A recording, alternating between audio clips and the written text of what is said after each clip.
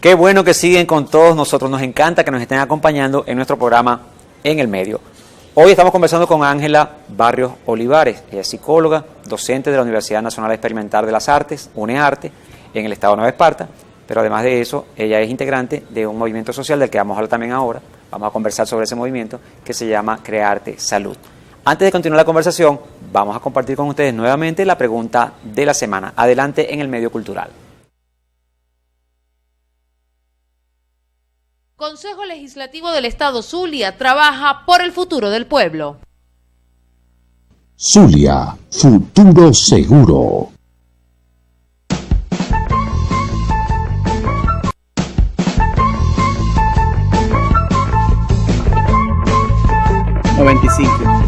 Octano, yo no sé.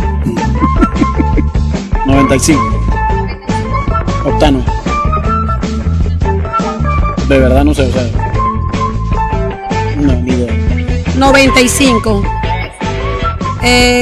Bueno, esta es la que usa 95.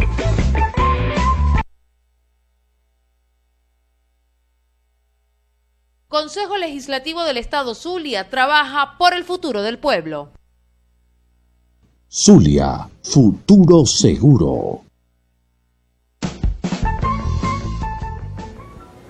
Y allí tuvieron la pregunta de la semana en esta oportunidad. Se trata de eso. ¿Qué tipo de gasolina usa el vehículo? 91, en el caso venezolano, 91, 95, pero 91, 95, ¿qué? ¿Cuál es la medida? ¿A qué se refiere eso? ¿Son grados? ¿Son grados? ¿Son centímetros? ¿Son metros? ¿A qué se está refiriendo esa medida 91 y 95? Si no se la sabe, al final del programa le vamos a dar la respuesta correcta. Conversamos hoy con Ángela Barrios Olivares. Angelita, mi primita. Me acuerdo perfectamente de mi primita cuando nació. Mi tía Ligia Olivares. Todo el cariño del mundo también a Javier Darío y a Patato, le decimos nosotros de cariño. Tenemos la oportunidad, son los hermanos de Angelita, tenemos la oportunidad de conversar, Angelita, sobre un tema que te apasiona y que te ha ocupado tu tiempo desde hace muchísimos años. El tema de la salud. Pero además de eso quiero decir algo que no había dicho. Angelita también, en el caso de la UNEARTE y desde antes de la UNEARTE, es bailarina. Es una mujer que le encanta la danza y liga el arte de la danza con la salud. Bien, pero bien interesante. Sí. Y la propuesta venía por esos lados, pero antes te había hecho una pregunta. ¿Qué te parece esa frase? Una vez leí que las personas que viven a nivel del mar tienen una concepción de la vida y una manera de vivir más alegre, más dadas al bonche, a la diversión en general, que las personas que viven alejadas del nivel del mar, que están por encima del nivel del mar. Y ponen como ejemplo de eso a los venezolanos, los cubanos, los colombianos, a los españoles que viven a nivel del mar Mediterráneo, etcétera, etcétera. ¿Qué te parece eso dentro del contexto de lo que venís hablando? Y ahí tenés de fondo, por cierto, una imagen de Margarita. De ese Playa del Agua. Playa del Agua, bien sabrosa. Tuve la oportunidad de estar allí. Yo no me había preguntado eso, pero yo siento que es lo que yo vivo. O sea, lo que yo siento en la relación con el mar es que genera mucho bienestar. O sea, realmente genera mucho bienestar. He encontrado, aunque ellos se ríen, yo digo que encuentro paralelismo entre el oriental margariteño y el de Maracaibo. Sí. Yo digo, ay, nos parecemos, le digo siempre, nos parecemos mucho. Y ellos así como que yo digo, siento que hay una conexión. No le había pensado que podía ser, tendría algo que ver. Sí vivimos a nivel del mar. Pero hay algo de lo extrovertido, claro. Del humor, ¿no? Ellos me decían que ellos cada vez que hablaban terminaban siempre con un comentario chistoso. Sí. Y yo le digo, eso sucede en Maracaibo. O sea, por más conversación catastrófica, la gente al final termina con un comentario para reírse de la misma catástrofe. Por cierto, Angelita, como psicóloga, eso es una buena catarsis, una buena forma también de ante tantos problemas, descargarnos un poquito psicológicamente, ¿verdad? Eso ha sido como una construcción cultural, una defensa que se construyó culturalmente, ¿no? Tenemos una frase de Roque Dalton, el nicaragüense universal, en la lucha social también los grandes ríos nacen de los pequeños ojos de agua. Sí. ¡Qué belleza! Sí. ¿Qué tiene que ver eso con el concepto que venimos hablando de salud colectiva? Sí. Y que vienes comentando del movimiento social Crearte Salud. Sí, justamente para mí esa frase es como una invitación a invitar. Este movimiento de alguna manera nace en Nueva Esparta, pero también hay un grupo de gente en Caracas, a través de la UNEARTE, que se está, digamos, que viene insertándose y se viene comprometiendo en el tema del arte y la salud, que es, digamos, una propuesta que ofrece la universidad. Pero, digamos, tiene la idea es como visibilizar todas estas iniciativas que en el país se vienen dando y que se vienen dando antes de esta situación de crisis, Sí. pero que en la situación de crisis creo que es el momento para... Es más urgente. No solo para dar respuesta como lo urgente, sino para valorarlo. Para valorarlo. Porque creo que quedó en un lugar de lo excluido, de lo minimizado, lo ridiculizado, porque son muchos años tratando de posesionar una forma. Exacto. Entonces, en esta forma, los saberes creadores del pueblo, los saberes creadores de otras disciplinas siempre quedaron fuera. Entonces, esta propuesta replantea todo eso y no en un lugar accesorio, tiene que plantearse en un lugar protagónico. Porque además ahí hay una fundamentación que nosotros manejamos, que es que hablar de salud es hablar de una construcción cultural, son construcciones culturales, que no es solamente el saber de una disciplina, son formas, ¿entiendes? Que las culturas construyen. No es solo el saber científico, también está el saber Exacto. popular, el saber religioso, Así es. incluso el oficial. Exacto. Y también, ¿Cómo dialoga eso? Y son áreas que leí en tu ponencia, que son áreas que tienen que ver también con la soberanía cultural. Así de es. otra forma de soberanía, Así que es importantísima. Así es. Por eso es que decíamos, si nosotros recuperamos y le damos más, no recuperamos porque algunos sobrevivieron, estuvieron ahí siempre, Sí. en un lugar de resistencia, Correcto. ¿entiendes? Como que a partir de esos elementos de resistencia, por eso hablamos del humor. Ese manejo del humor fue una forma de resistencia, Correcto. de una resistencia cultural, ¿entiendes? Entonces, ¿cómo empezar a volver a valorar eso? Hay unos saberes directamente, inclusive, vinculados a las medicinas. Entonces, es decir, no hay una medicina, hay muchas medicinas. Exacto. Las medicinas responden a construcciones culturales. Entonces, por eso, o sea, hablar de salud es hablar de soberanía cultural. O sea, no estamos hablando de algo diferente. Por eso es que recuperar estos saberes pasa por generar nuevos mecanismos de independencia y de resistencia que responden a la crisis, pero que genera un salto cualitativo muy importante. Y que es necesario. Tenemos muchos años en un discurso dependiente, ¿entiendes? Esta visión, nosotros en la universidad estamos trabajando mucho este tema de la descolonialidad, la descolonización y tal. ¿Cómo se hace en salud? ¿Cómo se hace? Se hace no desde tumbar la mesa, como yo digo, no es tumbando la mesa. No es olvidándonos de todo lo que se ha venido haciendo. Claro, porque como decíamos, ¿cómo lo hacemos? El gran desafío es cómo nosotros ponemos mucho la imagen de cambiar el carro con el cambiar el caucho con el carro rodando. Es decir, Claro. la atención médica, tal como está instaurada, tiene que sostenerse porque Sí. eso da respuesta, pero como desde la salud colectiva y de la salud comunitaria vamos generando una fuerza, y esa fuerza, a eso decíamos que responde a las lógicas de un movimiento social que recupere esos ojos de agua de estas experiencias de los pequeños.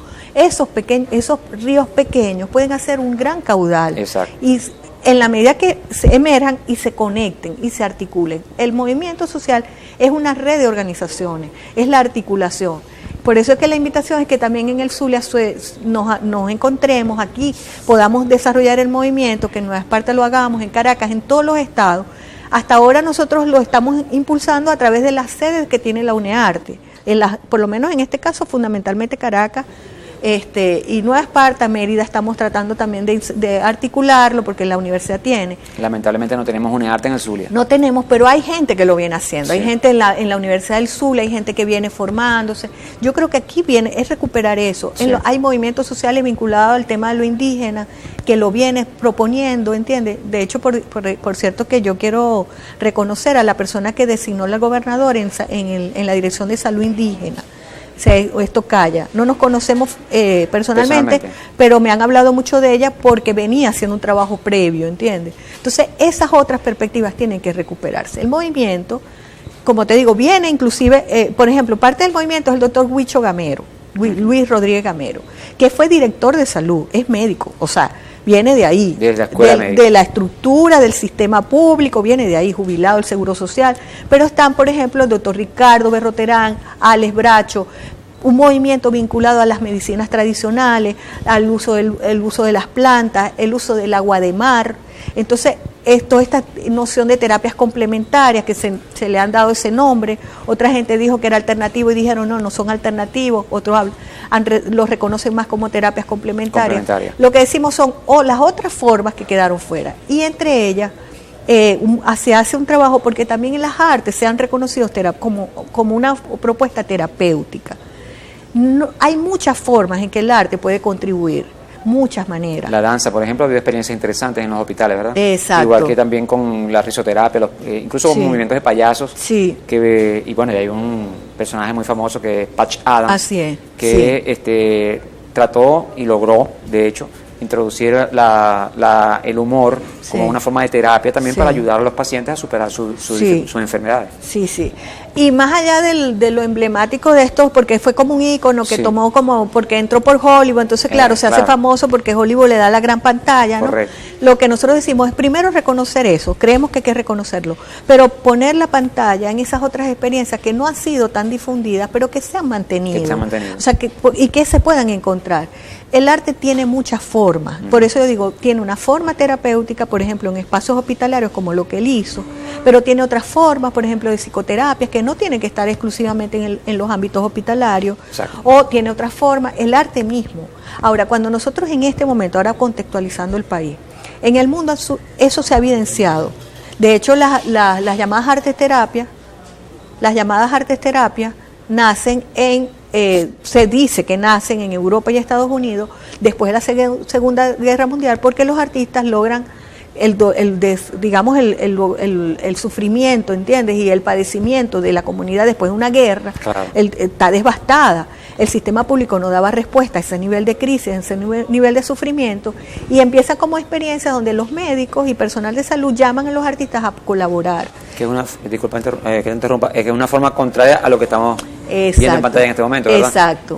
Cómo precisamente anteponerse a ver a la salud como una mercancía, o a la medicina como una mercancía, y verlo como un derecho social, un derecho humano. Exacto. Y cuando eso, porque son paradigmas que digamos generan tensiones, porque hay intereses diferentes, claro, ¿no? Claro. Si yo digo que nosotros tenemos en la Constitución Bolivariana, habla de la garantía del derecho a la salud, ¿de en qué paradigma me voy a montar? Porque si yo me monto en un paradigma que me entrampa en una lógica de dependencia, ¿entiendes? Como yo digo, eso es un barril sin fondo, no hay petróleo que sostenga esa concepción. Porque en la versión de la salud como mercancía, quienes ganan y quienes siempre le van a dar la vuelta a la mercancía son los grandes poderes económicos. Correcto. Por eso que digo, esto es una especie de guerra de guerrilla. O sea, esta perspectiva de movimientos sociales es otra concepción donde nosotros, estos fueguitos han sobrevivido, han resistido. Por eso que en las comunidades indígenas sigue habiendo una memoria ancestral sobre esos saberes. Entonces, ¿qué es lo que decimos? Que esta visión hegemónica de la biomedicina basada en esta de la salud como la salud como mercancía, donde se medicaliza la vida, porque termina este discurso entrampado en la cosa de la medicalización. O sea, no hay salud si no hay atención médica y si no hay farmacia y si no hay medicamentos. Es lo que tiene la gente como expectativa. Entonces, no, nos vamos a morir porque no hay el medicamento. Es verdad que hay enfermedades que necesitan medicamentos, son crónicas y necesitan un medicamento, pero hay muchas otras que no. La mayoría no. Hay muchas que no. Inclusive se viene demostrando como enfermedades de ese tipo que necesitan medicamentos, por estas otras vías se pueden no solo paliar el problema, sino no solo prevenirlo, sino cuando existe, cuando está instaurada, revertir hasta donde se pueda. Y una de las cosas que se viene demostrando es como todos estos saberes quedaron como ocultos. Por ejemplo, en el caso del agua de mar se plantea que ese es el mejor secreto, el mejor guardado de la humanidad, porque realmente si eso se demuestra, quizás en otro programa, ¿verdad? Se demuestra cómo en la ciencia está demostrando los poderes terapéuticos que tiene el agua de mar en Venezuela. La gente de la Universidad de los Andes lo viene demostrando. Empieza a revalorizarse todo. Y una de las cosas que problematiza esta concepción, Javier, esta visión biomédica, nace también de una concepción del cuerpo. O sea, como que la salud está basada en un cuerpo individualizado, ¿verdad? Sí. Pero realmente no es un cuerpo, es un organismo biológico, anatómico. Entonces deja de ver a esa persona como un sujeto que tiene emociones, que tiene una historia, que tiene un contexto de vida, lo desconecta de la situación global. Y la salud entonces termina solo atendiendo esa parte biológica. Solamente. Pero es verdad, pero todos sabemos que el que está enfermo algo tiene que decir, algo le sucede, hay una emoción, hay algo que quiere contar que tal vez la palabra no alcanzó y que tampoco lo sabe. Y el cuerpo expresa eso por la vía, digamos, verdaderamente orgánica. Entonces, estas otras concepciones recuperan ese sujeto en contexto, en relación con otros. Correcto. Entonces, es lo que decimos, recuperar ese cuerpo como un cuerpo integral, como un cuerpo integrado, donde hay sociedad, hay emoción, hay cultura, hay espíritu, y no solo biología. Es recuperar también una concepción que problematiza el modelo biomédico. Porque esa concepción convoca a otros saberes. Correcto. Y por esos otros saberes que el pueblo puede participar. Porque si yo digo, ese cuerpo es también una cultura, ese cuerpo tendríamos que revisar qué está haciendo la cultura para que ese cuerpo genere esas cosas. Una cultura, por ejemplo, de gente que no expresa lo que siente, que se quede, se aguanta, obviamente ese cuerpo organismo va a registrar eso, porque no logra. Así es. Entonces, conectándolo con lo que tú decías, que no lo había pensado antes, pero estoy de acuerdo con el tema del agua de mar y de estas culturas del mar, ¿entiendes? Que son culturas un poco más extrovertidas. No significa que las otras culturas no generen otras. Por ejemplo, las culturas andinas generan otras formas, porque también la introspección es muy importante, ¿no? Exacto. Entonces, empieza la cultura a preguntarse cosas, ¿se entiende? La sociedad empieza a preguntarse, ¿qué tiene que ver esto con la salud? Con esta noción de cuerpo integrado, aparece entonces el cuerpo-mente, el cuerpo-emoción. Y nos preguntamos entonces cómo el tema de la salud tiene que ver con la salud. Porque lo que pasó con esta lógica biomédica es que dejó la salud mental afuera. Entonces, como que lo biomédico atiende el organismo, y la salud mental está atendida como por fuera. Cuando decimos salud mental no nos referimos a que tengan un grado de locura, nada por el estilo. Exacto, no estamos hablando de la patología solamente. A lo psicológico, es decir, lo que tiene que ver con el balance, el desequilibrio que puede haber en un momento determinado, la inestabilidad, como el caso nuestro en este momento. Así es. Estamos viviendo momentos de gran inestabilidad psicológica, porque hoy nos levantamos con el precio de los productos altísimos, mañana es más alto todavía, y pasado mañana también, no consigo el carrito, no consigo el efectivo. El montón de problemas que se nos vienen sin ninguna duda induciendo, que se nos vienen inoculando con una guerra claramente, que la vemos muy claramente muchos, a otros no la ven tan clara, pero que ha sido, sin ser declarada, ha venido siendo trabajada fuertemente, nos lleva precisamente a hablar de salud mental. Así es. Me gustaría que tocáramos ese punto, Ángela, en la siguiente parte del programa. Vamos a hacer en este momento la pausa. Salud mental, ¿qué significa exactamente? Y además de eso, la respuesta que he venido dándole el colectivo, los colectivos en el país, que es hacia dónde vamos, apuntan a la dirección correcta, etcétera. ¿Qué se puede hacer en esos casos? ¿Sí? Hacemos nuestra segunda pausa, no se vayan a ir demasiado lejos porque vamos a continuar con mucho más de En el Medio, conversando hoy con la psicóloga Ángela Barrios Olivares. Ya volvemos.